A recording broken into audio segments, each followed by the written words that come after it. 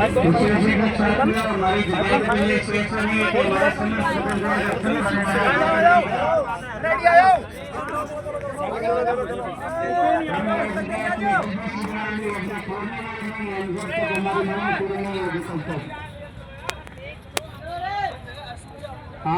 उसी जोश और जुनून के साथ जैसा जुनून किया था उसी जोश और जुनून के साथ यहाँ पे पधारी जिंदगी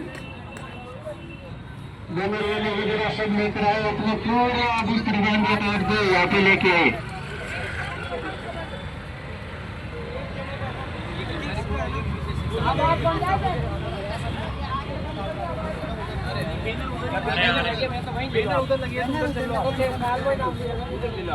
अरे उधर ही आ जाओ अपने अपने क्यों इधर के उधर हो रहे एक बार इधर एक बार फिर यहाँ एक बार आ जाओ इधर सारा सेटअप है वहाँ का पता सभी साथी एक बार एक बार ठीक है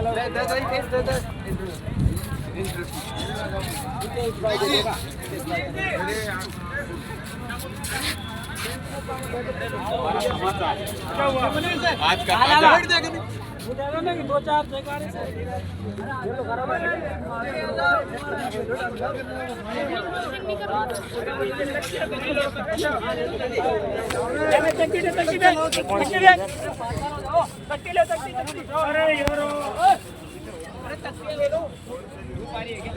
अरे थोड़े अरे यार अपन हमारे समाचार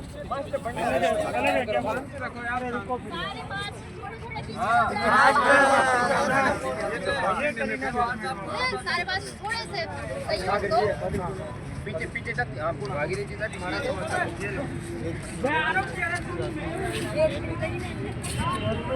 आपका यूट्यूब चैनल है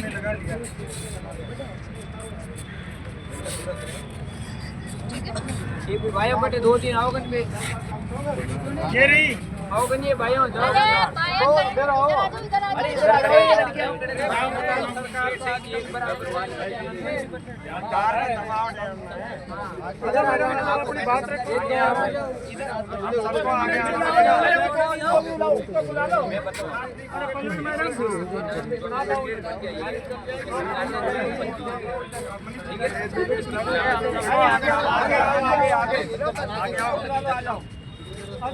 अरे आगे आओ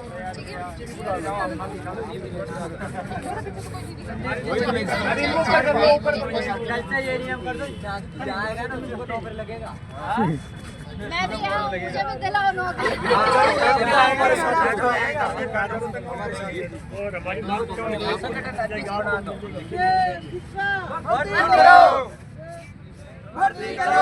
जब युवा बोला है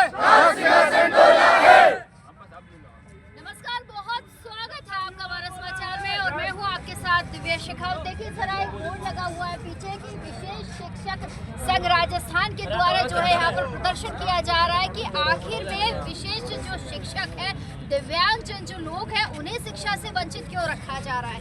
तृतीय श्रेणी की जो है अभी भर्ती प्रक्रिया हुई है उसमें 0 जो है पद उनको दिए गए, 0 यानी कि 0। बहुत सारे लोग यहाँ पर मेरे साथ देख रहे हैं, सारे के सारे नौजवान हैं और इनका कहना है कि शिक्षा से आखिर में विशेष जो योग्यजन लोग हैं उनको क्यों वंचित रखा जा रहा है। भाई जरा एक बार इनकी बात सुन लेते हैं और क्या कुछ सरकार से अपनी मांग रखते हैं, क्योंकि ये शहीद स्मारक ऐसा स्मारक हो गया है अब तो हर दिन यहाँ पर लोग अपनी पीड़ा, अपना दर्द और अपनी व्यथा लेकर आते हैं। क्या यहाँ से इनकी पुकार जो है सरकार तक जाती है? एक बार ही जानते हैं इन्हीं से कि क्या कुछ कहेंगे। मुझे पर बताइए थोड़ा सा कि अभी जो है ये थर्ड ग्रेड की बात कर रहे हैं, थर्ड ग्रेड यानी कि कोई पद नहीं लोगों को कहाँ जाएंगे? सरकार की तो यही मंशा है कि कहीं झाड़ी मजदूरी पे जाएं हम लोग। हमने डिप्लोमा डिग्री कर दी है, अब हमारा पहला पेपर और 2 पेपर होते हैं इसमें। मैं आपको बता दूं मैं कि पहला एक पात्रता परीक्षा होता है, उसके बाद मुख्य परीक्षा होता है। हमसे पात्रता परीक्षा ले ली, जैसे कि हमारी सगाई तो करवा दी, अब शादी करवाने में ये मना करे, अब जाएंगे कहाँ पे। मतलब सरकार ने पहले तो हम लोगों को पहला पेपर ले लिया, 2 साल तो भरोसे रखा कि भर्ती आएगी। पात्रता परीक्षा 1 साल पहले हुई, उसके बाद मुख्य परीक्षा आई जिसमें हम लोगों के पद 0 है। हम लोग जाएंगे कहाँ? दिव्यांग बच्चों को मुख्य धारा में जोड़ने के लिए, शिक्षक बनने के लिए जा रहे हैं स्कूलों में। और यहाँ पे जब हम अधिकारियों से मिलते हैं, मंत्रियों से मिलते हैं, तो बोलते हैं हमारे पास शिक्षक ज़्यादा अधिशेष हैं। तो हम लोगों की मांग है कि एक पीयू लेवल पे एक अध्यापक नियुक्त किया जाए, पंचायत लेवल पे जो 3 से 4 स्कूल आती है उसके अंदर उस पर एक शिक्षक नियुक्त किया जाए। पर सरकार बोली हम कर रहे हैं पंचायत स्तर पे, पंचायत स्तर करते ना तो ब्लॉक लेवल पे बोलो, लेवल तो 13,000 से 14,000 के बीच में। और अभी वर्तमान में बात करूँ राजस्थान में शिक्षक लगभग इनके पास 7,000 है। उन्होंने डाटा दिया सुप्रीम कोर्ट पे जो रजनीश पांडे दिया कि हमारे पास 5836 सीटें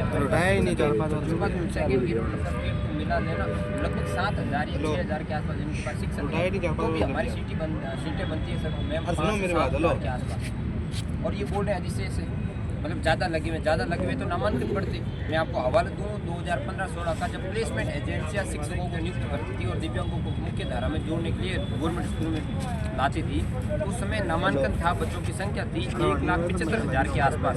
वर्तमान में सिटीजन विंडो में देखें साला दर्शन पे तो बच्चों की दिव्यांग बच्चों की संख्या होगी मैम 75,000 के आसपास, दिनों दिन घटती आ रही। पिछली सरकार ने हमें 4500 पद दिए ना, उस समय नामांकन था लगभग 1 लाख के आसपास।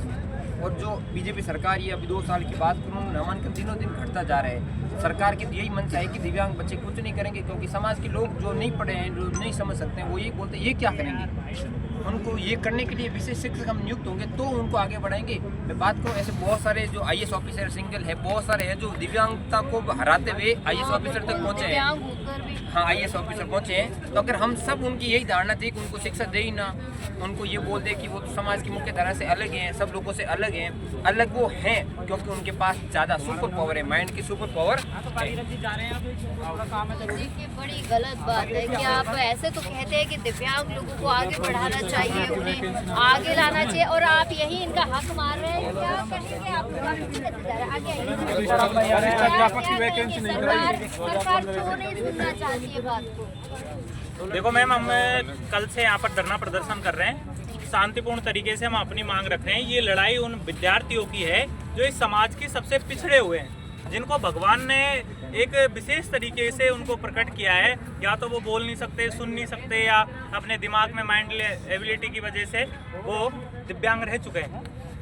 अब विडंबना है ये हमारी सरकार की कि जब इनको जन्मदिन मनाना होता है, रक्षाबंधन मनानी होती है या भाई लूटनी होती है, तब तो ये दिव्यांग विद्यार्थियों की और दिव्यांग बच्चों की सिंपैथी दर्शाते हैं। CM साहब ने रक्षाबंधन के लिए जामड़ौली में जो दिव्यांग विद्यार्थियों के लिए एक प्रोग्राम किया था, वहाँ पर आपने देखा होगा, मीडिया में भी खूब चला था। वो एक मेंटल रिटार्डेशन की एक बालिका थी, उनको कुरकुरा वो खिला रहे थे। सर, उनको कुरकुरा की जरूरत नहीं है, उनके घर वाले हैं खाना खिलाने के लिए। तो आप अगर उनको देना ही चाहते हो ना तो उनको शिक्षक दो, अगर आप उनको देना ही चाहते हो ना तो उनको भौतिक सुविधाएं दो, उनको पढ़ने के लिए ब्रेन लिपि की किताबें दो, उनको सुनने के लिए इंस्ट्रूमेंट दो, उनको समझाने के लिए, उनको हौसलों को उड़ान देने के लिए प्रत्येक बालक को एक विशेष शिक्षक दो।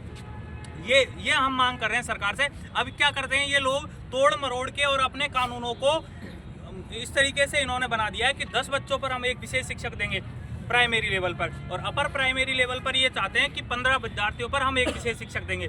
हम इस समाज के जिम्मेदार व्यक्ति हैं, हम में सब में कॉमन सेंस है। पिछले 3 साल में 2 लाख बच्चों का ड्रॉप आउट हो चुका है दिव्यांग बालकों का। अगर हम देखें तो जब प्लेसमेंट एजेंसियों के हवाले ये शिक्षा व्यवस्था थी विशेष शिक्षकों की, तब जाके 2.5 लाख नामांकन था। और आज ये विडंबना है सरकार की कि आज वो नामांकन घट के 78,000 पर वो नामांकन आ गया है। लेकिन अभी भी ये सोई हुई सरकार उन विद्यार्थियों को शिक्षक उपलब्ध नहीं करवा रही है। मुझे एक बात बताइए कि कल से आप लोग यहाँ पर बैठे हैं, कौन सा बड़ा अधिकारी, कौन सा बड़ा नेता, किसी ने आपसे फ़ोन पर बात की हो, कोई आपके बीच आ गया हो जिसने ये कहा भैया मैं तुम्हारी परेशानी में खड़ा हूँ, मैं तुम्हारी बात सुनूँ, कोई आया? हमें कल शिक्षा सचिव से बात करके आए थे जो कृष्ण कुणाल जी हैं। उन्होंने कृष्ण कुणाल जी ने बताया कि आपके जो विशेष अध्यापक है वो अधिशेष है विद्यालयों में। वो जो नियम लगा रहे हैं मैम, उस नियम को तोड़ मरोड़ के लगा रहे हैं। वो 10 विद्यार्थी जब प्राइमरी लेवल पर होंगे तो एक शिक्षक देंगे, अपर प्राइमरी पे 15 विद्यार्थी होंगे तो एक शिक्षक देंगे। अपन जिम्मेदार पर्सन है।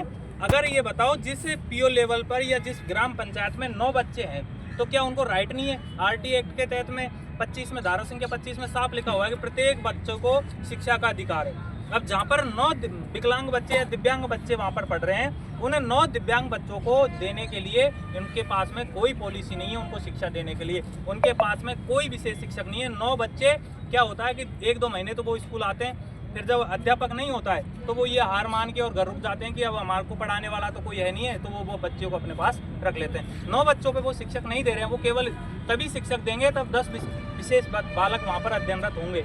हमारी मांग ये है कि जहाँ पर एक भी विद्यार्थी अगर अध्ययनरत है दिव्यांग, तो उसको आप विशेष शिक्षक दो।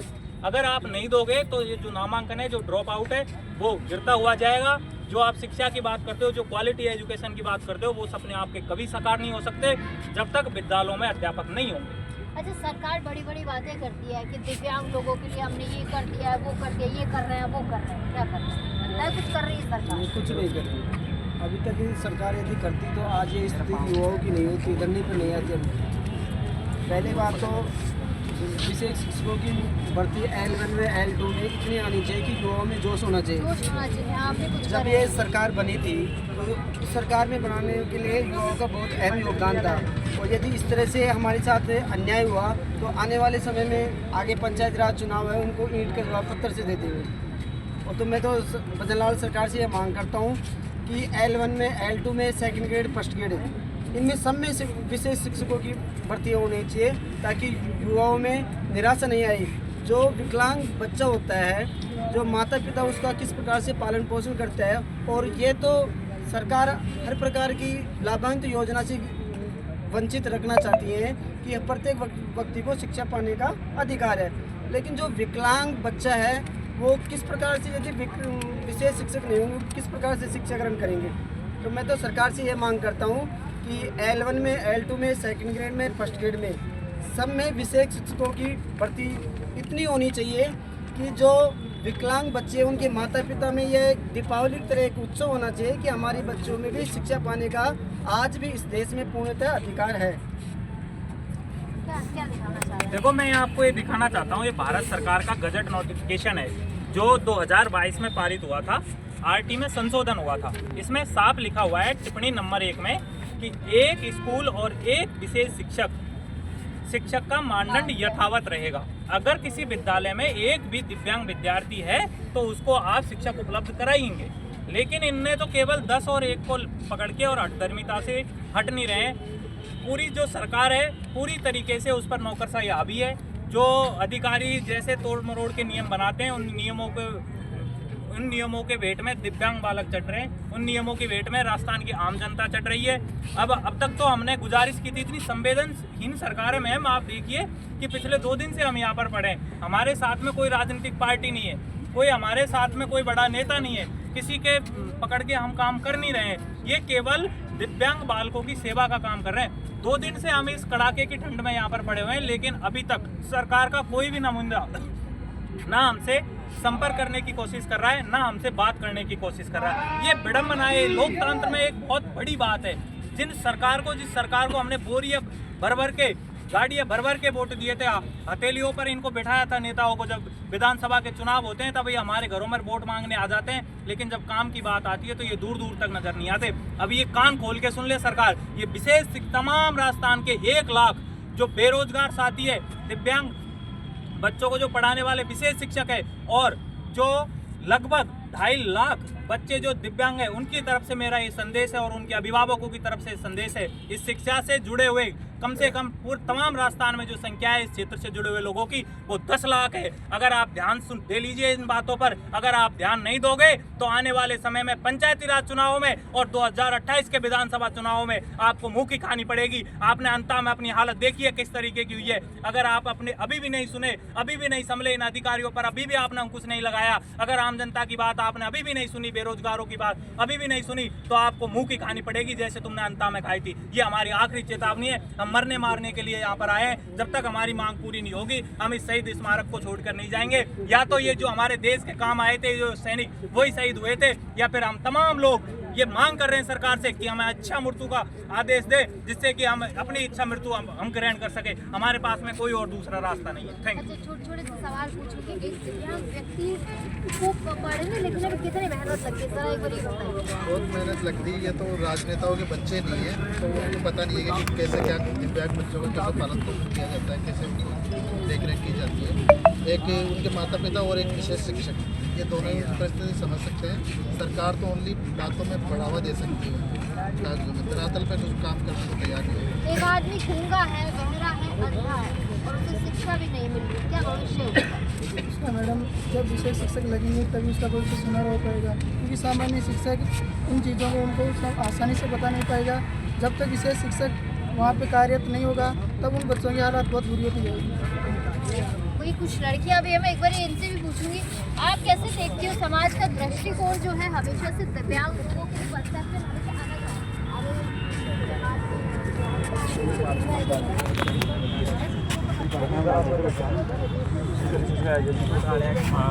चेन्नई से